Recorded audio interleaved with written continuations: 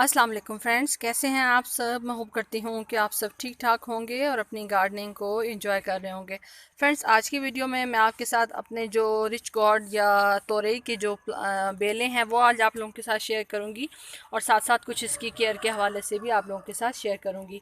Friends, rich God या जो तोरई होती है वो गर्मियों की सब्ज़ी है और बेलदार एक जो सब्ज़ी है उसके अंदर इसका शुमार होता है और इसको आप फरवरी मार्च में सीड से ग्रो कर सकते हैं। मेरी जो ये स्टोरी है इसको ग्रो करने की वो थोड़ी सी यूनिक है। वो ये स्टोरी है मेरी कि ये एक मेरे पास वेस्ट कैन था और इसके अंदर लास्ट ईयर मेरे पास सीड थे। मुझे फ़रज जी ने भेजे थे तो वो मैंने इसके अंदर ग्रो कर दिए थे। लास्ट ईयर तो ये ग्रो नहीं हुए, मुझे नहीं समझ लगी कि इसमें क्या इशू था, लेकिन इस साल ये खुद ब खुद ग्रो हो गए लास्ट ईयर की, क्योंकि मुझे अच्छे तरीके से याद है कि मैंने लास्ट ईयर इसके अंदर सीड डाले थे। इस साल मैंने इसके अंदर कुछ भी ग्रो नहीं किया। अच्छा, उसके बाद ये मेरी ग्रो होती रही, होते होते इसने जो है वो ख़ुद ब खुद अपनी ग्रोथ पकड़ ली। मेरे पास ये कुछ स्टिक्स वगैरह थी, क्योंकि हम दरख्तों की जब छांटी वगैरह करते हैं तो यहीं पे ये सारा हम डाल देते हैं। बाद में अगर हमें कोई चीज़ बारबेक्यू वगैरह या कुछ इस तरह से करना हो तो हम लकड़ियों को इस्तेमाल कर लेते हैं।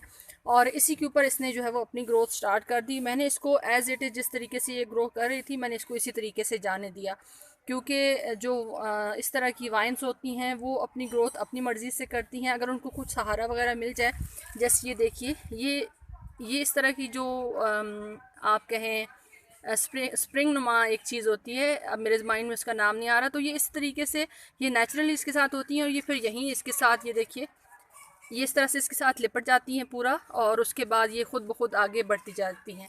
अच्छा, अब कुछ तो ये देखिए कुछ येलो येलो से हो रही थी क्योंकि गर्मी बहुत ज़्यादा थी, लेकिन अब बारिश हुई है तो उसके बाद माशाल्लाह से अब आगे इसकी ग्रोथ अच्छी है और अब इसके ऊपर फ्रूटिंग भी आना स्टार्ट हो गई है।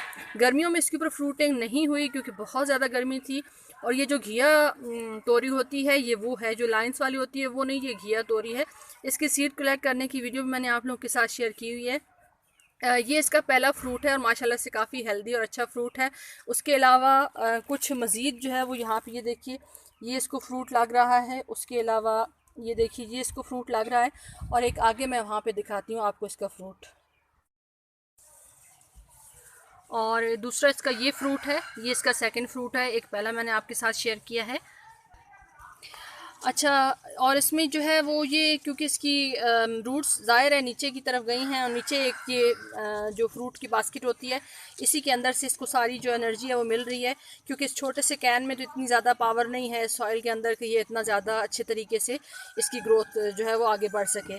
तो इसकी रूट्स जो हैं वो ऑटोमेटिकली नीचे चली गई हैं और नीचे सारा जो ये मेरा क्रेट है फ्रूट वाला, नॉर्मल जो क्रेट होता है जिसके अंदर फ्रूट्स वगैरह या वेजिटेबल्स वगैरह जो है वो शॉप्स पे होती हैं, तो उसी के अंदर जो है वो ये इसकी ग्रोथ चल रही है। नीचे जो था वो सारा किचन वेस्ट था, तो अब रूट्स इसकी नीचे किचन वेस्ट में चली गई हैं, तो अब इसको फुल एनर्जी जो है वो इसकी रूट्स को मिल रही है और इसकी वजह से इसकी अच्छी ग्रोथ जो है वो जारी है। इसमें पॉलिनेशन का कोई चक्कर नहीं होता, पॉलिनेशन के बगैर ही ये प्लांट जो है वो चलता रहता है।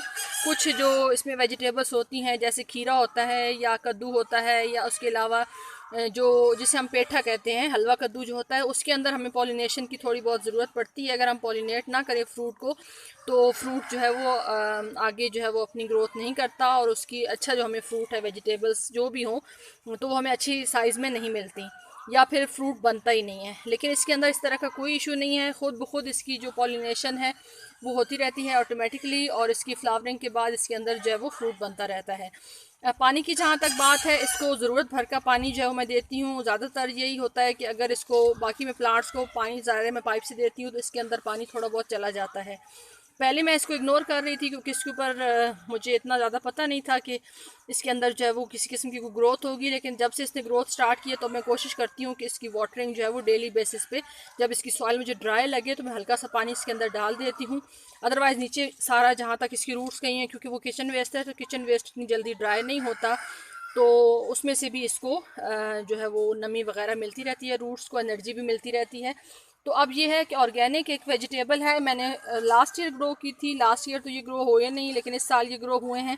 तो अब माशाल्लाह से मुझे उम्मीद है कि अच्छी इसकी इसी तरीके से ग्रोथ होगी और आगे जो है वो ऑर्गेनिक घर की जो सब्ज़ी है वो हमें हासिल होगी।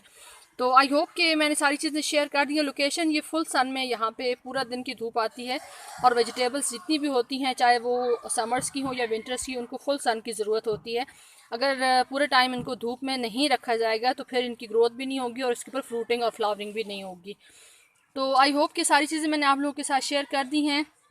अब तो क्योंकि इसका टाइम गुजर चुका है, इस टाइम पे तो आप इसको ग्रो नहीं कर सकते। फरवरी मार्च में आप इसको लगा सकते हैं, इसके सीड लगा दें और फिर इसके बाद इसकी ग्रोथ जैसे जैसे आगे बढ़ती रहेगी। एक चीज़ हमेशा याद रखें, बहुत ज़्यादा गर्मी के अंदर कोई भी समर्स की जो वेजिटेबल्स होती हैं वो बहुत ज़्यादा, जब गर्मी होती है उस वक्त वो फ्लावरिंग नहीं करती या उसके अंदर फ्रूटिंग नहीं होती।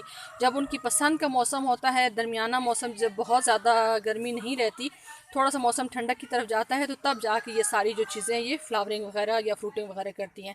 तो आई होप कि ये मेरी वीडियो आपको अच्छी लगी होगी। लाइक शेयर और कमेंट कर दीजिएगा और अगर आप मेरे चैनल पे न्यू हैं तो काइंडली मेरे चैनल को सब्सक्राइब कर दीजिएगा। फ्रेंड्स, आप सबकी वीडियो देखने का बहुत बहुत शुक्रिया। अपना ख्याल रखिएगा। अल्लाह हाफिज़।